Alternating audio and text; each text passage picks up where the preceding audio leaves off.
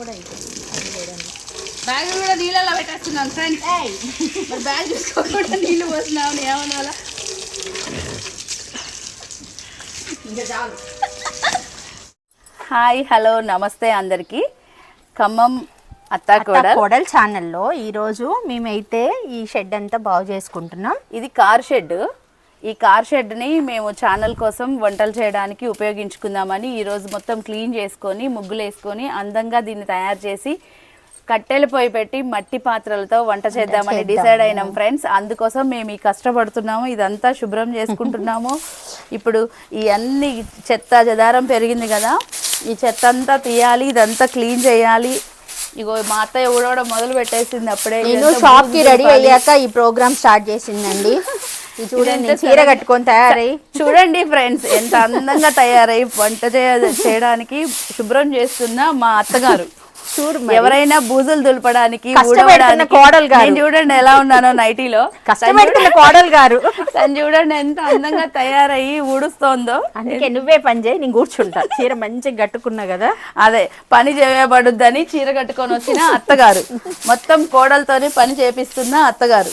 Clean చేయి, ఇదంతా చెయ్యి, మొత్తం చేసి నీళ్లు చల్లి మంచి క్లీన్ చేసి వేసి బూజు దులపాలిగా ఫ్రెండ్స్.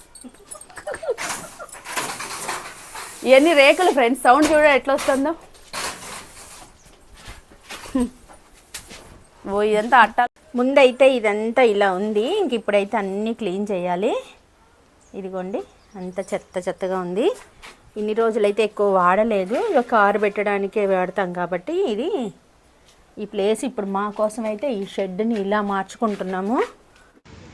హాయ్ గాయ్స్, ఇక్కడ క్లీన్ చేయాల్సిన పరిస్థితి అయితే ఉంది. ఆ క్లీనింగ్లో ప్రాసెస్ చూడండి ఎలా ఉందో. పైప్ పట్టుకొని స్టైల్గా పని చేస్తున్న మా అత్తయ్య చూడండి. నేనేమో ఎలా చేస్తున్నానో పని.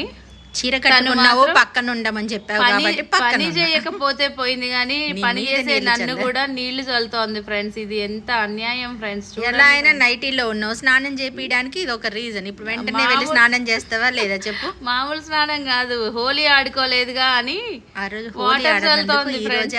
నా మీద వాటర్ చల్లి మొత్తం నన్ను తడిపేసింది ఫ్రెండ్స్. ఇంకేంటి, ఇంకా నాకు కూడా కోపం వచ్చింది ఫ్రెండ్స్. ఇక నేను కూడా తట్టుకోలేక ఇక నేను కూడా నీళ్లు చల్దామని డిసైడ్ అయినా ఫ్రెండ్స్. చల్లుతావా నా మీద? చల్లాలి, అగో చల్లాలని డిసైడ్ అయినా, కానీ పాపం ఎందుకు లే చీర కట్టుకున్నావు కదా అని కొంచెం జాలి తెలిసాను అనమాట. చీర కట్టుకోకపోతే నేను కూడా నీకంటే ఎక్కువే జల్లి. ఎట్లా చల్దాం నీ మీద అని బెదిరించాను, కానీ పాపం చల్లలేకపోయా, మనసు ఒప్పలేదు. చెట్ల మీద పోసేసాను నీళ్లు. చూడండి ఫ్రెండ్స్, పని చేసాం కానీ మొత్తం ఒళ్ళంతా తడుపుకున్నాము. మొత్తం మా అత్తయ్య నన్ను ముంచేసింది. ఇలా ఆడుతూ పాడుతూ పని చేస్తుంటే అలుపు సలుపు ఉండదు అనే పాట గుర్తొచ్చింది. నువ్వే నీళ్ళు కొట్టుకుంటూ బ్యాగ్ బండి పని కూడా అయిపోయింది. బ్యాగ్ కూడా నీళ్ళలో పెట్టేస్తున్నాను ఫ్రెండ్స్.